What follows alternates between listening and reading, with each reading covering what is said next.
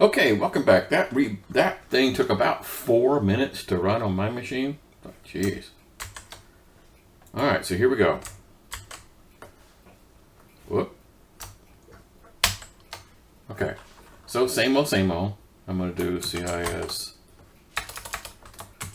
4376. 2. And right off the bat, there's nothing, you really can't tell there's much going on. I mean, it doesn't look like that much different. Now, this is kind of a confusing thing. See this little yellow triangle over here that basically says no internet access? Okay, this is kind of an artifact of having a wimpy machine. I mean, we have a machine that's only got 3 gig of RAM, and so things just take too long to operate. So even though it says we don't have internet, let's just see if it's lying. So I'm going to go ahead and click on the Internet Explorer here, and I'm going to type in, I don't know, www.google.com, and sure enough, we're there, right? So it's lying to us, okay? So don't worry about that part. It's just one of those things. Okay, so what I need to do now is to create a domain account, because right now I'm using a local account, okay? And I need to create a domain account. All right, so this is, if I go to Start, and Windows Administrative Tools, and there's one down here, kind of towards the bottom with the Active Directory ones. Active Directory Users and Computers, that's the one that I want. And click on the button. So basically I need to expand out this domain guy, all right? So if I just click on the little guy, and one of the ones is users, and so let's see how many users we got. Holy moly, we got a lot of users. These are the ones that are built in by the system. Okay, so this is my local account. At least it was local before we promoted. Now it's actually no longer a local account. They all get converted over. So there's really no reason for us to build a second account. I just like to maintain that naming convention with a dot and without a dot. So we're going to do this just because it's a good exercise to do. Okay, now you can't have two account names with the same name. And so I have a naming convention. I use the one with a dot in it is my local account, and without a dot is my domain account. That's just me. You don't have to do that. All right, so I'm going to do a right click here and say New. Go down here to User. Okay, so who am I? Well, that's pretty simple. I'm Emmett Gray. And what do you want for the login name? This is the part that cannot be the same, okay? So I'm going to type Emmett Gray without a dot, all right? So it picked all this stuff correctly, cool. And then what my password is. So I'm going to fix it so that the password never expires, okay? By the way, that's not practical in the real world, but in our test environment, that's perfectly okay. And I'm going to use the same password, CIS4376. Particularly for me, if I come back to this virtual machine like next semester, I won't have to think. CIS 4376. So there's an awful lot of reasons to keep all these guys the same. Then it says, okay, when you finish, this is what's going to be doing. Yep, that's exactly right.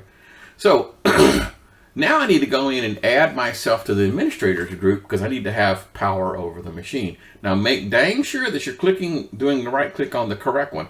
They don't look that much different, do they? This one is a local account, and this one is a domain account. The one without the dot, okay? Good. I'm going to do a right click.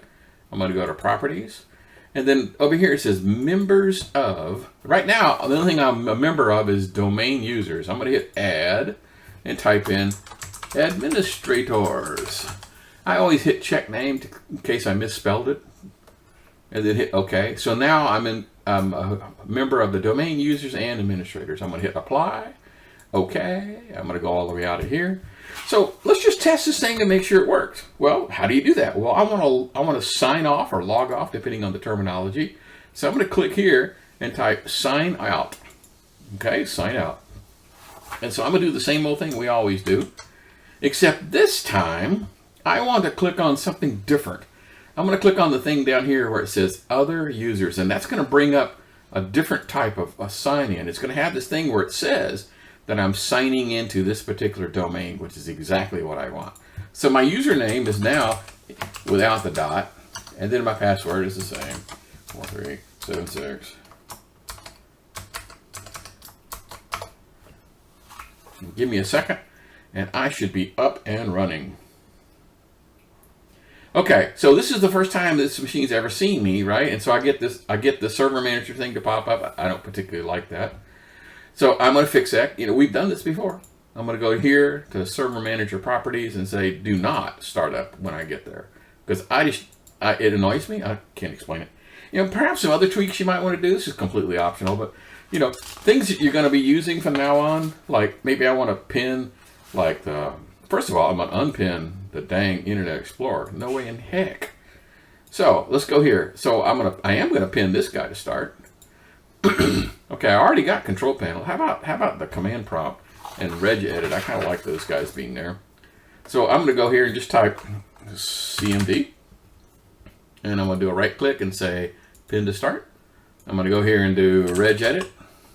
I'm gonna do a right click and pin to start. You don't have to do that. I'm just saying that's what I like to do. I like to have my stuff sitting there. Okay. All right. So we have promoted our guy to a domain controller, and we have added ourselves. And it probably would make sense for us to shut this guy down and take a snapshot of this, just in case we blow it up sometime in the future. We can get back to this state, because this is the state we're going to need for the rest of the course, essentially. So that's what I'm going to do. I'm going to go here and I'm going to go to shutdown and wait for this guy to do its thing. By the way, subsequent to this, when every time you boot, it is going to take a little bit longer, not quite as long as that first one. So I click on this guy, and if I go here to snapshots, I'm gonna have take a snapshot. I took one before just in case I blew things up. And now I'm going to do it afterwards. So I'm going to say take a snapshot. I'm going to call it after DC, or maybe DC complete or something like that. Something that lets me know if I have to do, you know, here's when the install was complete. Here's before we promoted it, and here's after we promoted it. Okay? All right. So that concludes this little video on how to promote your server to a domain controller. And I'll see you guys again in some next video.